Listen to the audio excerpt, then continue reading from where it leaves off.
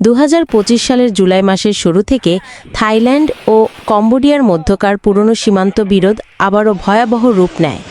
উভয় দেশের সেনাবাহিনী একে অপরকে সীমান্ত লঙ্ঘন ও আক্রমণের অভিযোগ করে আসছিল। অবশেষে 23 জুলাই সীমান্তে একটি মাইন বিস্ফোরণে এক থাই সেনা গুরুতর আহত হলে উত্তেজনা চরমে পৌঁছায়। পরদিন 24 জুলাই সকাল থেকেই উভয় পক্ষ ভারী অস্ত্র, ট্যাঙ্ক এবং যুদ্ধবিমান ব্যবহার করে সীমান্তবর্তী এলাকায় ব্যাপক সংঘর্ষে লিপ্ত হয়। প্রথম 2 দিনে অন্তত 16 জন নিহত হয়েছেন, যার মধ্যে 14 জন থাই নাগরিক এবং 2 জন কম্বোডিয়ান বেসামরিক ব্যক্তি। থাইল্যান্ডের দক্ষিণাঞ্চলীয় প্রদেশগুলো থেকে প্রায় 1,30,000 মানুষকে নিরাপদ স্থানে সরিয়ে নেওয়া হয়েছে। কম্বোডিয়ার সীমান্তবর্তী অঞ্চল থেকেও প্রায় 20,000 মানুষ ঘরছাড়া হয়েছেন।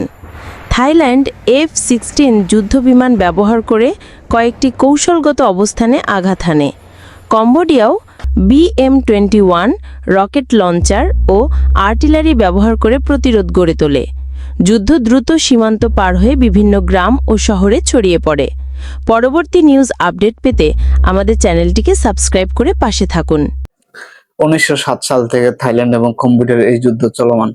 বর্তমানে 2025 সালে এসে এই যুদ্ধ আরো ভয়াবহ আকার ধারণ করে। মাত্র একদিনে থাইল্যান্ডের 15 জন বেসামরিক নাগরিক নিহত হয় এবং কম্বোডিয়ার 1 জন নাগরিক নিহত হয়।